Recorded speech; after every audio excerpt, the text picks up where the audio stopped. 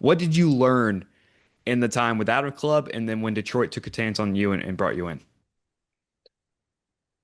Yeah, so that was obviously a tough year for me, but I learned a lot from myself mentally. Obviously, it was a tough time for everyone, but I struggled with a lot of mental health and understood that my whole identity before that was kind of Max the soccer player, Maxi the soccer player. Oh, he plays soccer, and then suddenly that was taken away from me, and Hello, welcome to the United Soccer Lounge. My name is Riley James. This is Goals TV. Thank you so much for watching the program. Today, we welcome Maxi Rodriguez of Rhode Island FC to the program. While he made his name in Detroit, he did spend time with San Antonio FC, Richmond Kickers, DoorDash, UPS, and then Detroit. During 2020, the COVID year, he was without a club. He made the decision to work for DoorDash and UPS while still training every single day, hoping, praying for an opportunity, and he got one with Detroit and joined them as they entered USL Championship. And by the end of his time there, he was the leading goal scorer and assister for Detroit City. And now he's moved on to Rhode Island FC. We talk about all of that as well as the culture and environment that is being built in Rhode Island after a final appearance in their first year, what it's like in year two to be able to join that team, and moving forward, what to expect the rest of the way. So all of that and plenty more at Maxi Rodriguez. Thank you so much for watching our show. If you'd like, you can subscribe to this show, United Soccer Lounge on Goals.tv and Goals TV on YouTube. That'll do it for us off the top. Please enjoy the interview with Maxi Rodriguez. Please welcome to the program a man who has made his way all around USL, a native of Texas, but made his name in Detroit and now currently applies his trade for Rhode Island FC. Please welcome to the show, Maxi Rodriguez. Maxi, thank you so much for making time, man. How are you? I'm doing well. Thank you for having me. Excited to be on. Yeah, no, you came, like I told you before the show, came highly recommended by the comms team. It seems like you've made quite an impression your first couple months here in Rhode Island. A lot to talk about today. Obviously, your career has been an interesting one. You arrive in the Ocean State. We'll talk about that. But one thing I want to start above anything else, because it took social media by storm, like you said. When you are in the match and you see, I don't know if you saw it on the field or saw it after the fact, but you see Coach on the roof. What's the first thing that you thought about? Yeah, after the game, it's funny to see.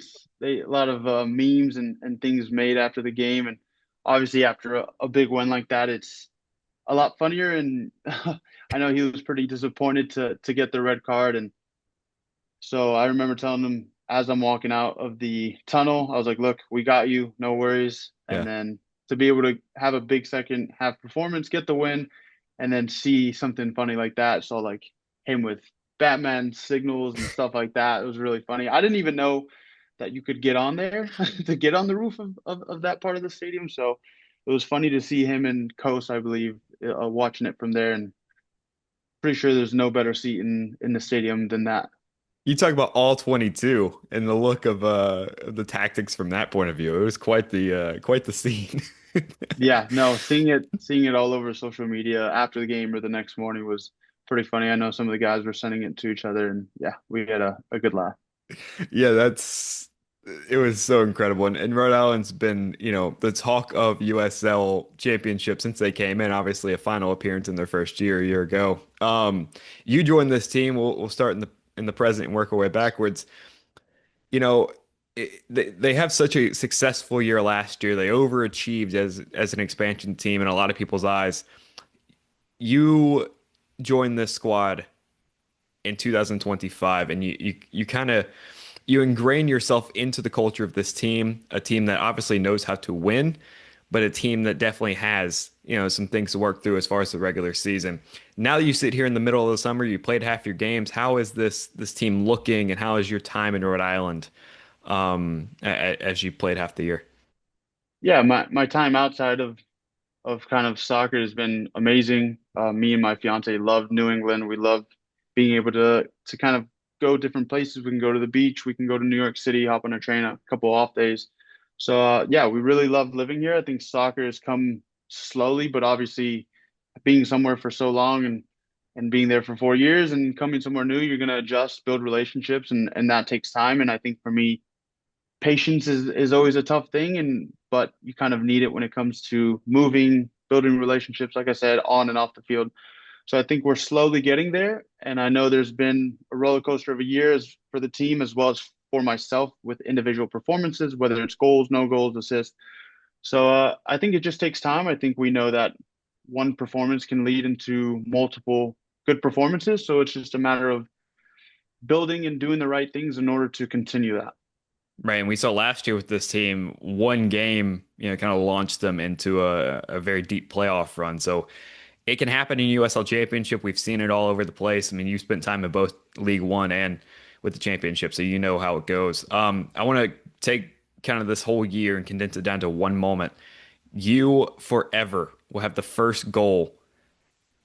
I mean, in the history of the stadium, Centreville Bank Stadium, that first goal will always and forever belong to Maxi Rodriguez. When you think about that moment, how does that make you feel, and what can you take away from that for the rest of your career? Yeah, it was a very proud moment for me and even my family who was watching it on TV. It's something special to me to be kind of in the history books forever for Rhode Island FC in that stadium.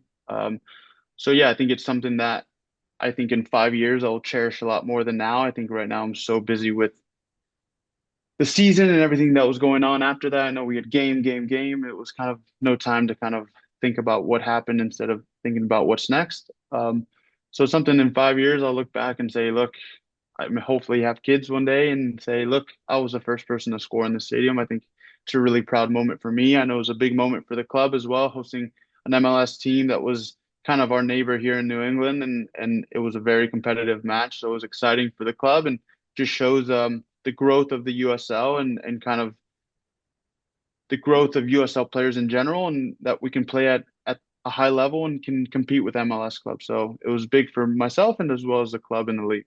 Right. And it's so cool to see, even more so than ever, I think, USL mixing not only with the championship in League One, but mixing with MLS clubs and seeing the competition level and the competitiveness amongst all the teams and everything. But definitely that moment for you, for your family, and for your future children, that's got to be a really cool thing. And I'm sure there's going to be a photo framed or something from that game in your house for a very long, long time. But um, it's been so cool to see kind of you and ingrain yourself into Rhode Island, and what this been able to what it's been able to show to not only the people who go to games and who are at the you know that support you on the pitch, but you doing visits and you going to schools and you being in that community. What about Rhode Island, and what about the city has really pushed you to go out and make an impact in the community? Yeah, I think it's important. I think when I was younger, I remember being in San Antonio and seeing athletes that came back to my school or seeing that impact that they had on me and knowing that I can make an impact on people that I meet within the community. I think something really special about this club is that it represents the entire state of Rhode Island. It doesn't represent just one city, and you can feel the passion and kind of the identity of being someone from Rhode Island, and they cherish that greatly, and it's to be able to integrate myself in that as well as give back to a community that obviously has given me a lot with their support on and off the field is important. And you want to help the future generations, especially when it comes to soccer, grow and have an impact on that, because soccer is growing in the US. And if someone like me, who I thought I'd never have this much of an impact, can help kids, then I think it's pretty important to do so. It's a responsibility that we have. Some people don't always want to do it, but I think it's important for us to do something with that platform. And yeah, so we try to do as much as possible. I know Rhode Island tries to do as much as possible, especially for a state that is known to be a very small state. But that community outreach is so important for communities so that they can support us and us support them as much as possible. Right. And we've seen the support from the community for you guys, but it's not always highly publicized what you guys do for the community, and to be able to share those things via social media or share those things via shows like this, it's really, really cool to be able to take off the cleats, take off the kit for a minute, and like, hey, Maxi's a guy, and he's going to do this because he's a person. He's a soccer player for a living, but he's a person, and he loves the community that is in. That stuff is always really cool to me. I interviewed the founder of Portland Hearts of Pine and the community initiatives that they have in their own community in Portland, Maine. Like it's just so cool to see soccer do these things, especially in markets that USL services. It's not major cities across the United States. It's real community impact in places that, you know, often that's the only team in town. So it's really, really cool to be able to see that from Rhode Island, from Portland, from all over USL.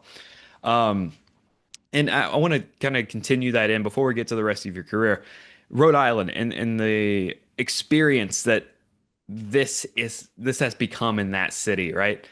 Going to games and people understanding like, hey, this is ours, right? We like the Patriots and we like the Celtics and we like all the people in Boston, but this is Rhode Island. The experience for fans, have you gotten a sense of what people experience when they go to games and they go to Centreville Bank Stadium and they get it, right? Have you gotten to that from, maybe people that you've been able to invite to games, or what have you heard from the fan experience of that? Yeah, I think it's embraced greatly within the community. I know my fiance or family friends that I have that live in Rhode Island, they enjoy it and they say it's like such an amazing atmosphere. I know we haven't maybe always brought it on the field when it comes to results, but they continue to come out and show that they have a true passion for the team, for the state of Rhode Island, for that community. So yeah, my fiance says that it's the most fun that she's had at soccer games. So yeah, she's enjoying it and she's embracing it as well. So she's had an incredible experience all around. Yeah, I'm sure the weather is very, very beautiful up there as opposed to maybe the San Antonio summers you experienced as a kid. Yeah. Yeah, those San Antonio summers and the 110s and stuff like that are pretty brutal. So when you can walk the dog here at 5 o'clock and there's a nice breeze and you don't have to get so sunburned, it's pretty nice. Man, I know I mention it every show. It's almost obligatory at this point, but I'm from Louisiana, so I get it, man. I'm down Yeah, here and yeah. I can't go That outside from 12 to 3. yeah, that humidity is no joke in Louisiana. It's so much fun. I love being from here. It's nice though when we get to travel during the summer and go to places where it's not unbearable. But um speaking of that, I mean you've kind of done all these different things. You've been a lot of different places. You've been in Detroit, you've been in Richmond, you played for your home team, San Antonio FC. The experiences that you've got, obviously in the different markets and different places, what have you learned the most from living in different atmospheres and living in different environments with all the different kinds of people that grace the United States?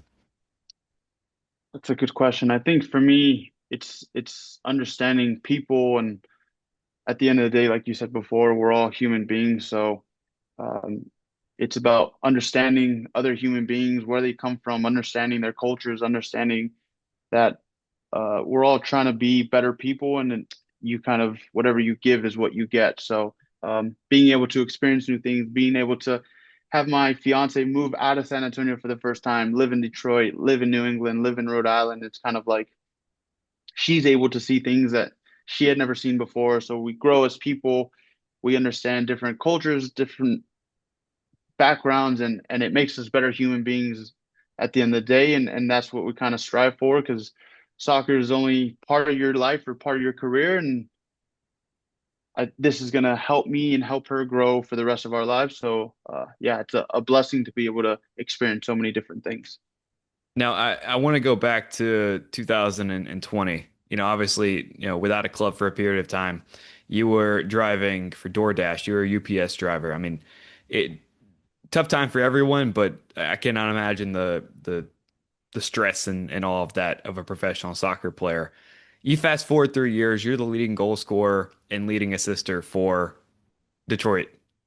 And that's a remarkable thing, but that 3 year kind of transition process to be able to become that type of player. What did you learn in the time without a club and then when Detroit took a chance on you and brought you in?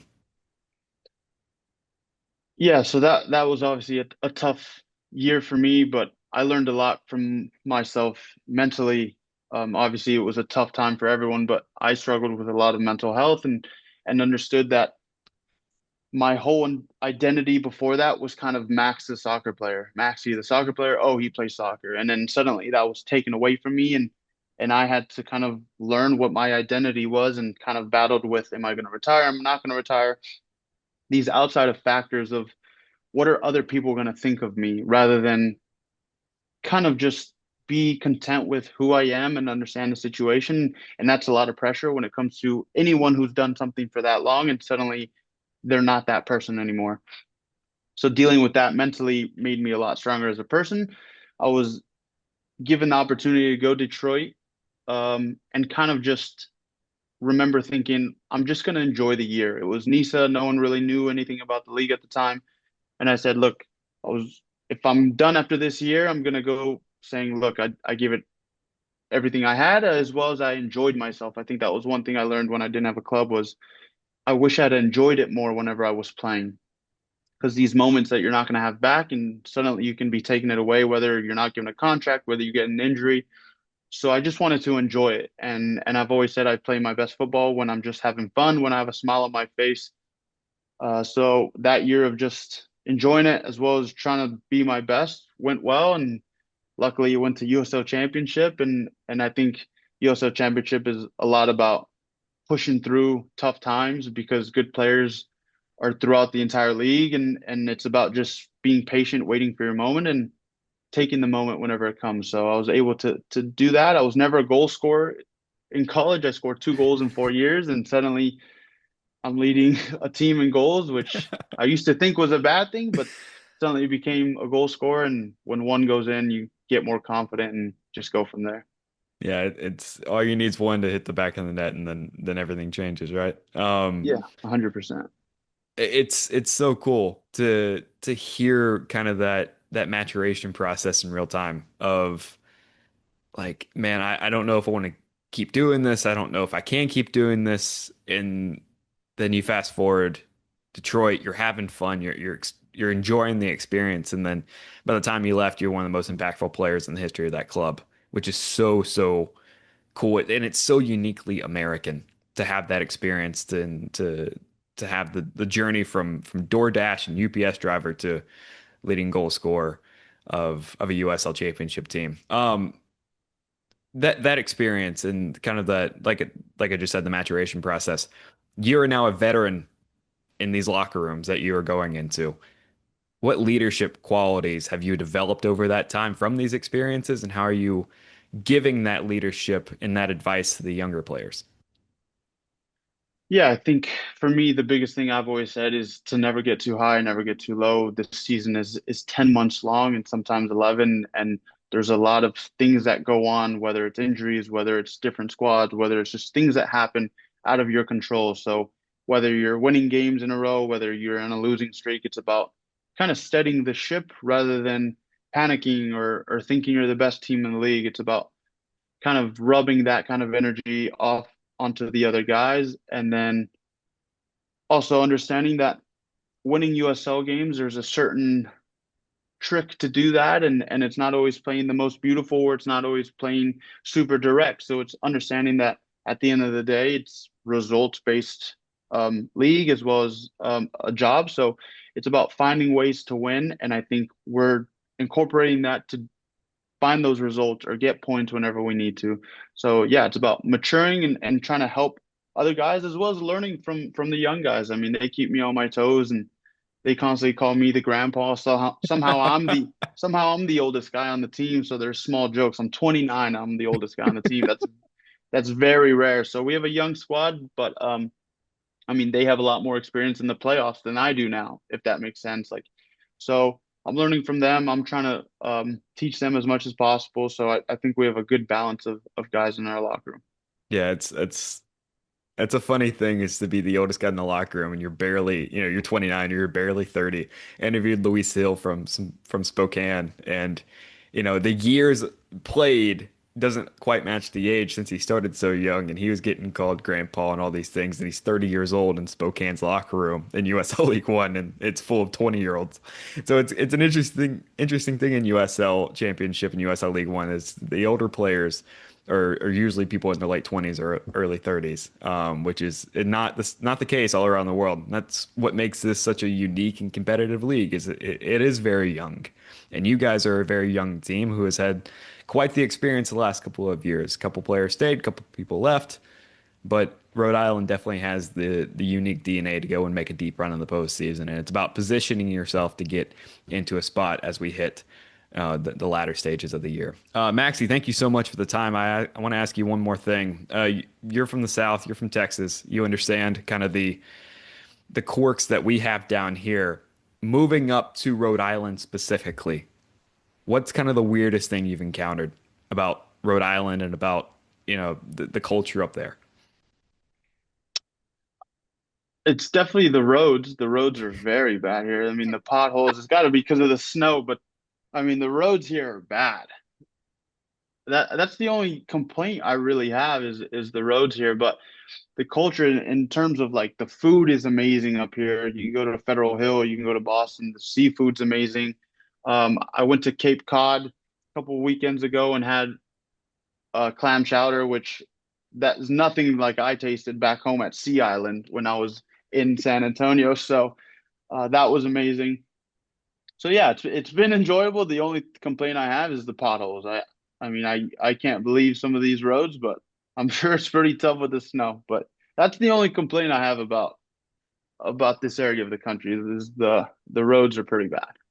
It's so funny. I was thinking while you were answering, it's like, do we have any teams in Missouri I'm gonna make mad? But I went to Kansas City a couple weeks ago, and I think it's just a matter of taxes between Missouri and Kansas. That one side of the state line is much nicer as far as roads than the other. I won't say which state is which, but it's the bad roads are a nightmare, especially if you are prone to having tires replaced.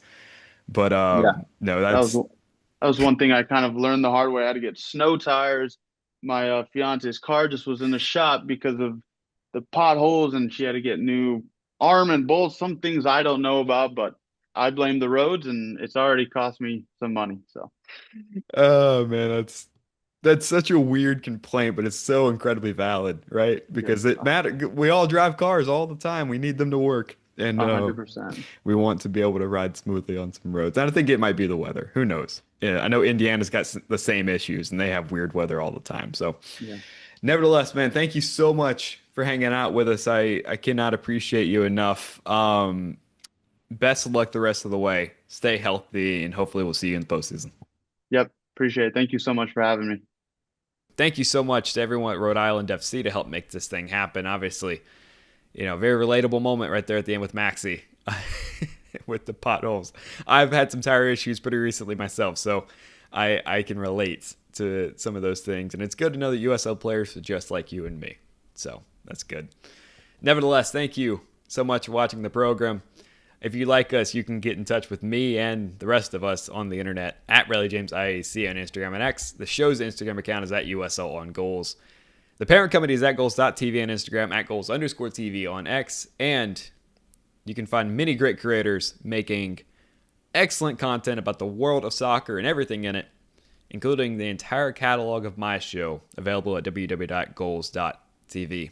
That'll do it for us. Thank you so much for watching the show. For Maxi Rodriguez, I'm Riley James. If anyone cares, we'll see you when we do this again.